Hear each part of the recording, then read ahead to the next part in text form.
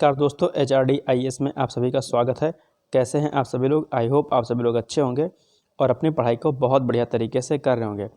देखिए, जैसा कि आप सभी लोगों को पता होगा कि HRD IAS के इस चैनल के माध्यम से आपको डेली मॉर्निंग में करंट अफेयर्स कराया जाता था ऑब्जेक्टिव, और 22 दिसंबर तक आपको करंट अफेयर्स दैनिक रूप से कराया गया था। लेकिन 22 दिसंबर के बाद जो है कुछ समस्याओं के कारण जो है इसे आपको नहीं दिया गया।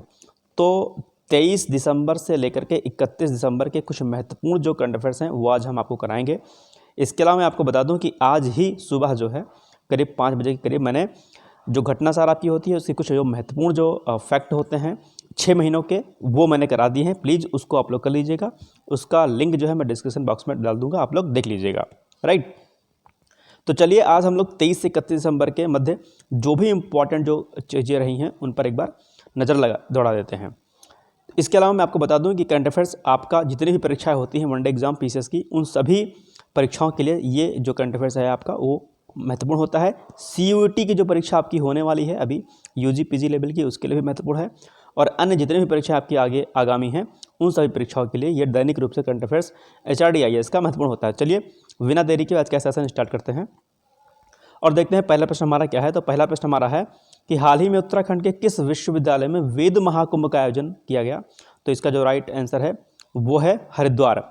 तो हरिद्वार के जो है गुरुकुल कांगड़ी विश्वविद्यालय, यहाँ पर एक हरिद्वार में क्या है, गुरुकुल कांगड़ी विश्वविद्यालय है। गुरुकुल कांगड़ी विश्वविद्यालय में जो है वेद महाकुंभ का जो है आयोजन किया गया। आइए इसकी व्याख्या देखते हैं कि हाल ही में हरिद्वार जिले के गुरुकुल कांगड़ी विश्वविद्यालय में स्वामी दयानंद सरस्वती के 200वीं जयंती के अवसर पर वेद महाकुंभ का आयोजन किया गया। ध्यान रखिएगा, इस अवसर पर उपराष्ट्रपति जी ने इसका उद्घाटन किया था। इस विश्वविद्यालय की स्थापना कब हुई थी? सन 1902 में स्वामी श्रद्धानंद जी ने किया था। आपको बता दूं कि ये आर्य समाज का सबसे बड़ा विश्वविद्यालय है, गुरुकुल कांगड़ी विश्वविद्यालय। यहाँ पर फर्स्ट क्लास से लेकर के 12th क्लास तक का गुरुकुलीय परंपरा से पढ़ाई होती है, और उसके बाद जो है यहाँ पर हायर एजुकेशन में जो है स्नातक स्तर से लेकर के और PhD यानी कि अनुसंधान स्तर तक, रिसर्च लेवल तक की पढ़ाई होती है, और कई सारे विषयों पर व्यापक शोध कार्य यहाँ पर चल रहा है। इसके अलावा मैं आपको बता दूं कि स्वामी दयानंद सरस्वती जो थे, इन्होंने ही जो है क्या कहते हैं आर्य समाज की स्थापना की थी 1875 में, 1875 में स्वामी दयानंद सरस्वती के प्रयासों से ही जो है आर्य समाज की स्थापना हुई थी। ये प्रश्न भी आपसे पूछता है, ध्यान रखिएगा। ठीक, चलिए, तो ये विश्वविद्यालय अपने आप में बहुत ही जो है भारतीय संस्कृति परंपराओं को जो है समेटे हुए है, और कई सारे व्यापक स्तर पर इस पर जो है शोध कार्य वगैरह भी चल रहे हैं। तो इसी कंटेक्स्ट में जो भी हाल ही में जो है स्वामी दयानंद सरस्वती जी के 200वीं जयंती के अवसर पर जो है यहाँ पर वेद महाकुंभ का आयोजन किया गया था, क्योंकि यहाँ पर वेद वगैरह को लेकर के काफ़ी ज़्यादा शोध कार्य चलते रहते हैं, और बाकी साइंस की स्तर की पढ़ाई होती है, और कई सारे विषयों के यहाँ के जो शोध हैं, कई सारे यहाँ की जो किताबें इस विश्वविद्यालय की वो अंतर्राष्ट्रीय स्तर पर चलती हैं।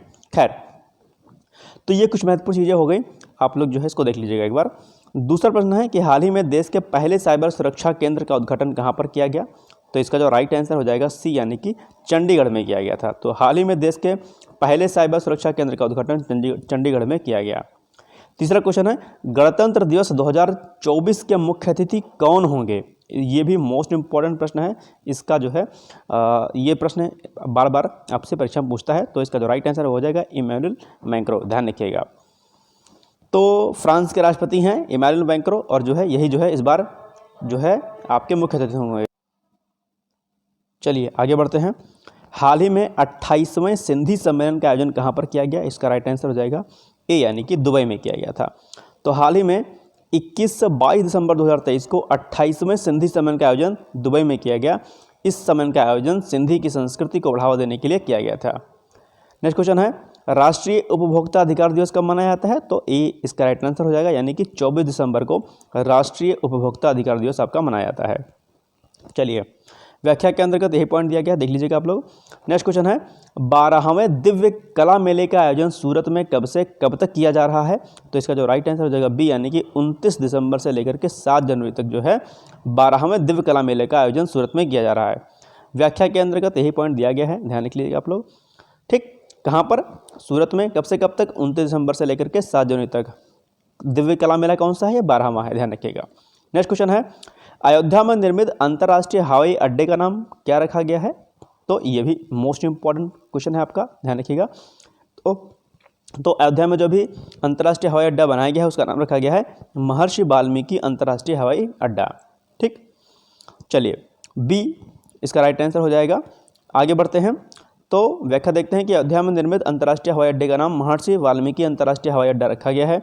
साथ ही 30 दिसंबर को ही 2 अमृत भारत ट्रेन और 6 वंदे भारत ट्रेनों को भी हरी झंडी दिखाकर यहाँ से रवाना किया गया। तो ये भी इंपॉर्टेंट है कि कितने अमृत भारत ट्रेनों की शुरुआत की गई, तो 2 अमृत भारत ट्रेनों की शुरुआत की गई। चलिए नेक्स्ट क्वेश्चन है, प्रोजेक्ट अर्थ गंगा किस मंत्रालय की पहल है? तो इसका जो राइट आंसर हो जाएगा ए, यानी कि जल शक्ति मंत्रालय की पहल है क्या? प्रोजेक्ट अर्थ गंगा।